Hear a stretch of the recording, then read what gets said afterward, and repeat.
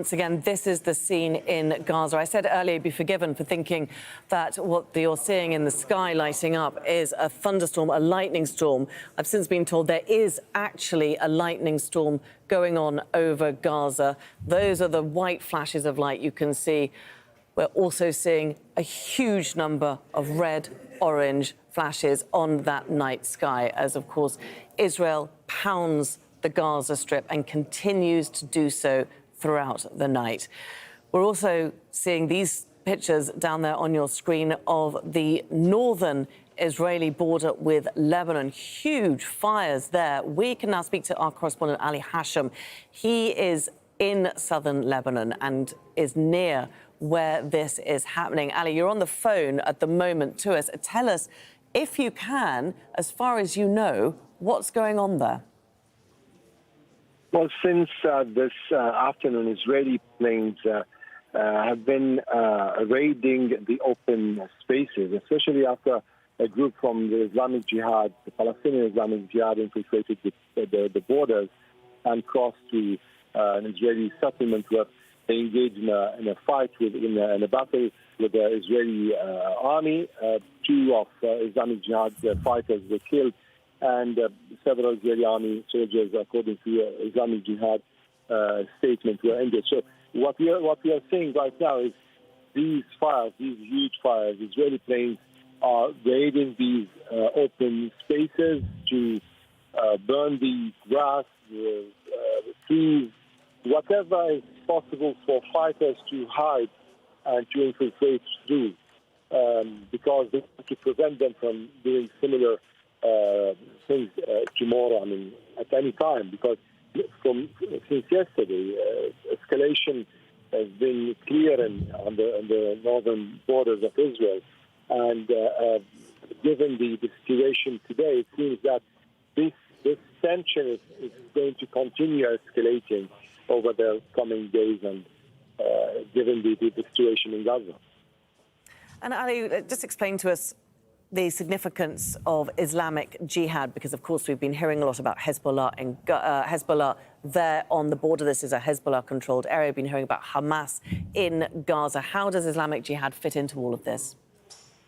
Well, the Palestinian Islamic Jihad is active in Gaza. However, there are very strong allies of Hezbollah and Hamas too.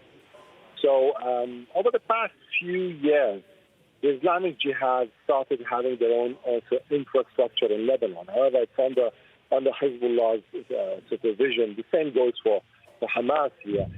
They've not really engaged in military operations, except for a few occasions. So if we go back in the past years, there was an occasion when a group from the Islamic Jihad infiltrated the borders, went to a settlement called Azazim, and that was a few years ago. So this year, it seems the situation, especially with the war raging in Gaza, it seems Islamic Jihad are active once again on the border.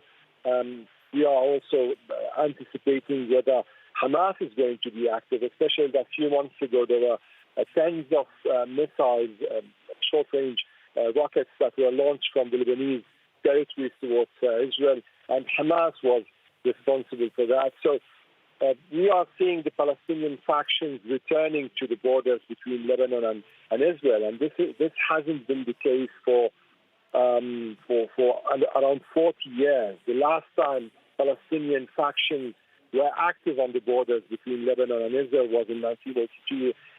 Following an Israeli invasion in 1982, the PLO, Palestinian Liberation Organization, were forced to leave Lebanon, and since then it was more Lebanese factions fighting on the borders, especially that Lebanese territories were occupied by Israel. So this is new, this is significant. Ali, we're just seeing more close-up pictures of these fires. They look to be extending a long way along this border region. Can you tell us a little bit more about them, what you know about them, which side of the border they're on, and just tell us once again how you think they might have been started? You know, this border is kind of intertwined in a way or another. So these lands are agricultural lands. They're also open spaces. And it seems over the past hours, the Israelis are more suspicious of additional infiltration taking place from that area. And the time we were there today, the sound of airplanes, Israeli airplanes, drones was very clear. And over the past couple of hours, there were several raids there. Now, putting aside this issue, there were also raids on houses in the village of Yarin and Ait al-Shab. These are also border villages.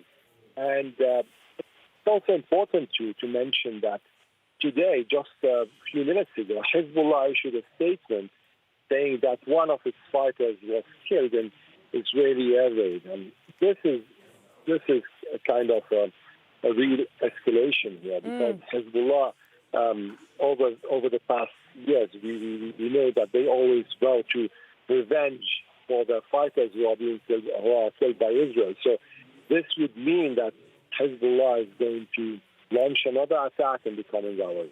Well, that's interesting, Ali, because we've just got word in now that Israel has said it was targeting Hezbollah positions in southern Lebanon. Well, this is what happened today. In the town of Ait al-Shab. There was a tower that Hezbollah used for observation from there. This tower was hit. There was also another post in Jazeera that was hit by Israeli forces. What we know now, according to Hezbollah statements, that there's one Hezbollah fighter who lost his life today. So yes, this is taking a new dimension, and the Lebanese border is getting into this conflict step by step. It's not a situation of war, but it's neither a situation of peace anymore, and that's what's making people very concerned here. Okay. Ali Hashem, thanks very much indeed for bringing us the very latest there on the Lebanon-Israel border, for filling us in on those fires that we've been seeing all along the border region there.